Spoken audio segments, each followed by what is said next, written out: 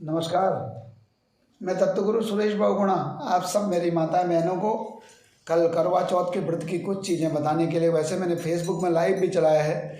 जो मेरे साथ फेसबुक में जुड़े हैं वो फेसबुक से देख सकते हैं, सुन सकते हैं, क्योंकि वो लंबी वीडियो है। यहाँ पर मैं आप सबको शॉर्ट में कुछ चीज़ें बताने के लिए आया हूँ कल, क्योंकि करवा चौथ का दिन है। कल सायंकाल 6:55 से 8:51 के बीच में आप माँ भगवती करवा देवी की पूजा कर सकती हैं। और कल सायंकाल में 8:11 पर चंद्रमा के दर्शन आप सबको होंगे। तो उससे पहले चंद्र दर्शन से पूर्व आप अपनी पूजा जो है यहाँ शुरू कर लें। और उसमें आपको मैं एक चीज़ बताना चाहता हूँ, जो आप गड़वा लेते हैं मिट्टी का, वो मिट्टी के अलावा तांबे का भी हो सकता है, और वह जो है पीतल का भी हो सकता है, जिससे कि आप लोगों ने देखा है कन्यादान आदि में हम अर्घदान आदि करते हैं, कन्या को कन्यादान करते हैं। और उसमें आपको बताऊं कि माताएं मैंने कंफ्यूज हैं कि उसमें कुछ माताएं मैंने चावल भरती हैं, कुछ माताएं मैंने गेहूं भरती हैं। मैं आपको बताऊं उसमें जल भरा जाता है, और जल भरने के साथ साथ उसमें कुछ पत्ते आम के लगा दीजिए, और साथ में उसके गले में जो हमारा कलावे का धागा होता है उसे बांध दीजिए। और साथ ही साथ उसमें जो आपको सरकंडे की जो सीख मिली होती है उसको उसमें डाल दीजिए। जैसे हम भगवान की पूजा में कलश में ब्रह्मा जी रखते हैं, उसी प्रकार से सरकंडे की उन सीखों को उसमें रखा जाता है। और उसे करवा इसलिए कहा जाता है क्योंकि यह व्रत वैसे सबसे पहले माँ भगवती पार्वती जी ने भगवान शंकर जी के लिए किया था, परंतु वह करवा उसे इसलिए कहा जाता है क्योंकि करवा नाम की एक कोई महिला जिन्होंने यह व्रत किया था, एक दिन सायंकाल में उनके पतिदेव जब उसी दिन जल लेने के लिए नदी पर पहुंचे तो उनके पति का पैर वहां पर मगरमच्छ ने पकड़ दिया, और मगरमच्छ ने पकड़ा तो जोर से चिल्लाने लगे।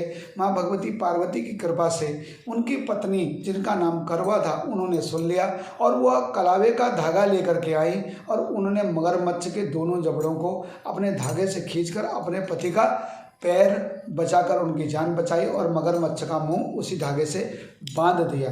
और उनकी इस अदम्य साहस और उनके उस अखंड सौभाग्यवती का जो व्रत वो करती थी करवा मैया के व्रत को देते हुए, उस दिन से इस व्रत का नाम ही करवा चौथ कह दिया गया, और उनको करवा माता के रूप में सब लोगों ने उस दिन से पूजना प्रारंभ कर दिया। यही असली में कथा इस करवा चौथ की है, और इस कथा का ही श्रवण करें। जैसे आप वो कथा भी सुनते हैं कि भाई उसके भाइयों ने भोजन करा दिया, फिर उसका पति देव की मृत्यु हो गई, फिर उनने वो 1 साल तक, ये सब किंवदंतियाँ हैं। कभी भी भगवती की पूजा करने से भगवती कभी किसी के सुहाग में कोई भी कष्ट नहीं देती, चाहे उनसे कोई भी गलती भी हो जाए, परंतु कोशिश करें कि गलतियां न करें। कल क्या क्या चीज़ न करें यह मैं आपको बता दूं। कल के दिन नंबर 1 तो आप सूर्योदय से पहले ही उठ करके आप नहा धोकर तैयार हो जाएंगी, और पूरा सर से स्नान करेंगी, यानी अपने बाल आदि भी सब कुछ धोएंगी।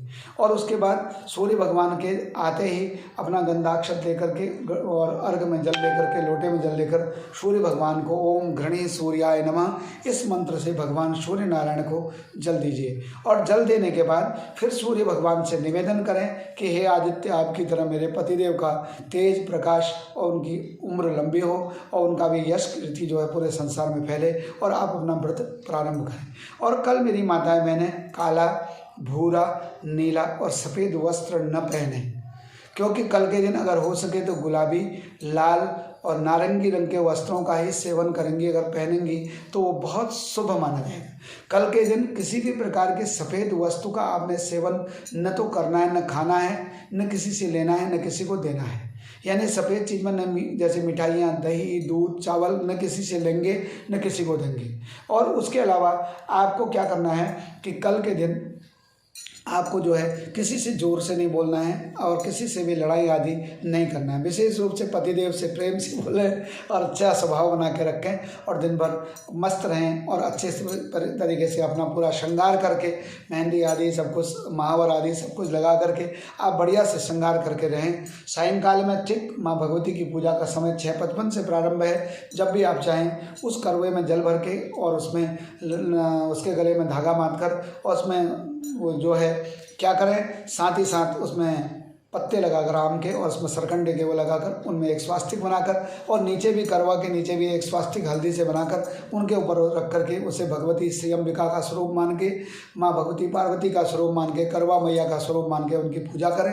और पूजा करने के बाद फिर उनको गंधाक्षत आदि करके उनकी आरती करके चंद्रमा जी जैसे ही आएँ तो उसी करवा से चंद्रमा जी को आप क्या करें, अर्घ्य दें। ओम सोम सोमाय नमः इस मंत्र से अर्घ्य दें और भगवती को खीर का भोग लगाएं और उसमें तिल मिलाएं और घी मिलाएं। केवल भगवती को खीर का भोग लगाएं, परंतु उस भोग को आपने खाना नहीं है। और अपने भोजन में आपने सफ़ेद चीज़ों का सेवन नहीं करना है और सफ़ेद नमक का सेवन भी करने के बजाय आपको सैदा नमक का प्रयोग करना है।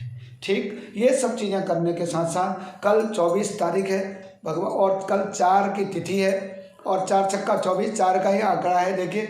और साथ में चौथा ही नक्षत्र यानी रोहिणी नाम का नक्षत्र भी है। और सबसे बड़ी बात कि कल रविवार भी है यानी सूर्य का वार है और चंद्रमा की पूजा करनी है, यानी सूर्य और चंद्रमा दोनों की कृपा आपके सुहाग पर बनी रहे। इसी कामना के साथ कल आप सब लोग मंगलमय इस व्रत को करें, सबके साथ भगवान की कृपा बनी रहे, करवा मैया की कृपा बनी रहे और आप सब लोग अखंड सौभाग्यवती रहें। क्योंकि ब्राह्मण होने के नाते आप सबको आशीर्वाद देता हूँ कि आप सब अखंड सौभाग्यवती रहें और आपके पतिदेव सैकड़ों वर्षों तक आपके सामने ऐसे ही स्वस्थ मस्त और प्रसन्नचित रहे और आप भी स्वस्थ रहें, प्रसन्नचित रहें। यही कामना के साथ फिर आपसे विदा लेता हूँ। हर हर महादेव।